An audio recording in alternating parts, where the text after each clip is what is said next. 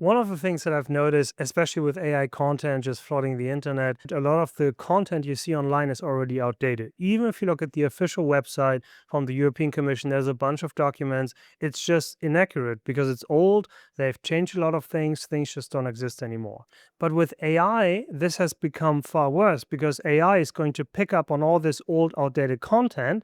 It's going to rewrite it and present it as new content. And it's very hard to combat that because now you see the timestamps. Google, Bing, all these search engines, ChatGPT, they now think this is accurate new content because they see the timestamp, they think it's new. So that's a huge danger. I'm following a newsletter from some vibe-coded AI app for the EIC Accelerator, and it sends out a newsletter every single week, and it looks like a great newsletter. There's a lot of content, but it's just completely wrong. Literally, I received a newsletter yesterday from that particular site. It gave the wrong deadline, the wrong funding amount, and the wrong length for the application. It's just completely wrong. If you're following that newsletter, you're completely misinformed. You've literally been lied to in three important things. You have the wrong deadline, the wrong funding amount, and you have no idea how the proposal looks like. So this is kind of an interesting thing. So let me just give you the very short version on how the application looks like in 2026. If you want to apply for the EIC Accelerator, first you have to find the link for the Step 1 submission. If you look on my website, you're going to find the link. You have to pick the right one.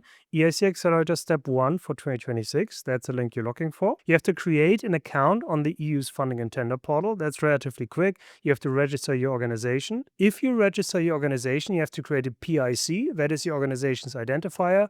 All you need to do is register your company and basically give your address, your VIT, your name. That's it. That is your PIC. You can save it because you're going to use it in the proposal documents as well. Then you have to set up two-factor authentication because they're now enforced 2FA for every single submission. So you can choose what you want to do. Do you want to use an authenticator app? But for example, you can just use the EU Login mobile app, which is very easy. You can have multiple accounts.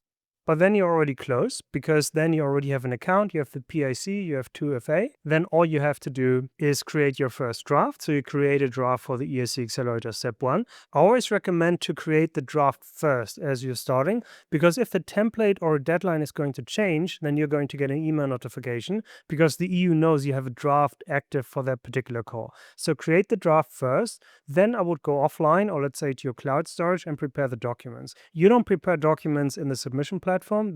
You will only use that platform when you actually submit. The only thing you have to do, let's say go to Google Drive. I have a bunch of templates if you get something like the starter pack. So you have the documents you have to prepare. You prepare everything with your team. Everything has to be high quality. Obviously follow the template, but the template is incomplete. You have to add more content to actually have a good proposal. It's actually more useful to look at the evaluation summary report, which you can find in the work program rather than the template. So you look at the template, but then you imagine all of these other criteria that the evaluators have to look at, and you also add that to the template. Because if the evaluators have to grade that, then you need that in the template too. If it's missing there, of course it's mean because clearly you're going to send an incomplete proposal. So the template plus the evaluation summary report, or you just use my version, which is more complete, and then you're ready to go. You just prepare all of your documents and then you upload them and then you submit.